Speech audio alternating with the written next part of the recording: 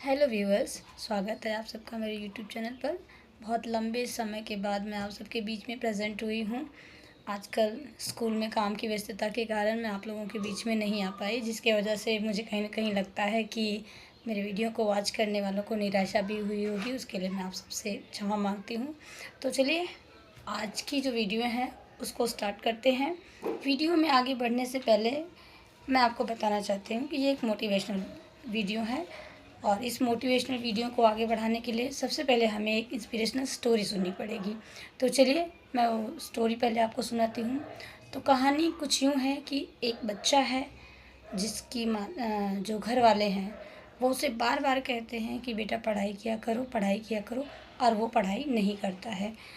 बार बार सब लोगों के कहने के बावजूद उसकी एक ही आदत है कि वो काम को टाले जाता है। जैसे जब भी उसकी माँ कहती बेटा पढ़ाई कर लो, अभी तो 1 साल है माँ, पढ़ लूँगा। और इस तरह से दिन गुजरते गए और फाइनली उसकी परीक्षा को सिर्फ 2 दिन बचे थे। जब 2 दिन बचे तो उसे अचानक से घबराहट हुई कि अब तो 2 ही दिन बचे हैं। फिर भी उसने अपने दिल को संभाला।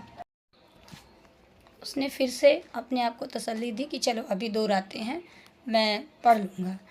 और जैसे ही वो पढ़ने बैठता है, गांव की लाइट अचानक से ख़राब हो जाती है और चली जाती है।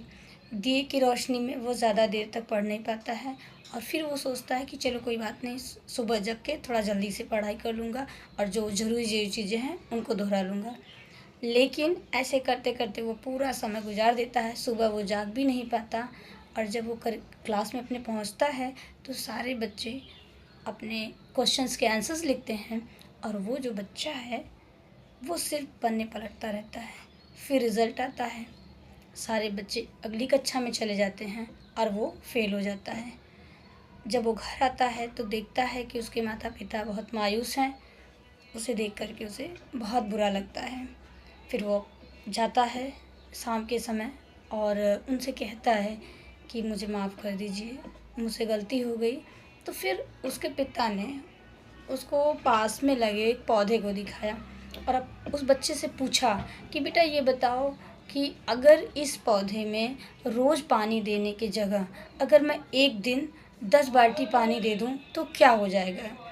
तो बच्चे ने उसको बताया कि नहीं पिताजी, अगर आप ऐसा करेंगे तो वो पौधा सूख जाएगा।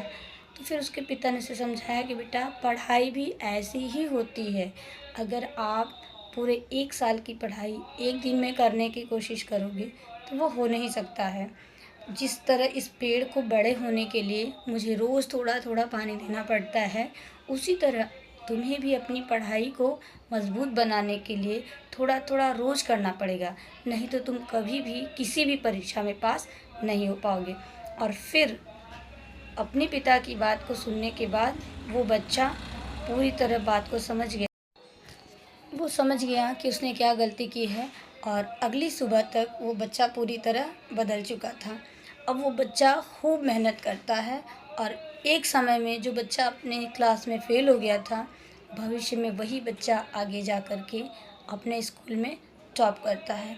तो ये हुई उस बच्चे की कहानी। लेकिन हमारे बीच भी हर घर में लगभग एक न एक बच्चा ऐसा होता है जो ये सोचता है कि अभी तो बहुत समय है, अभी तो बहुत समय है, चलो मैं पढ़ाई कर लूँगा।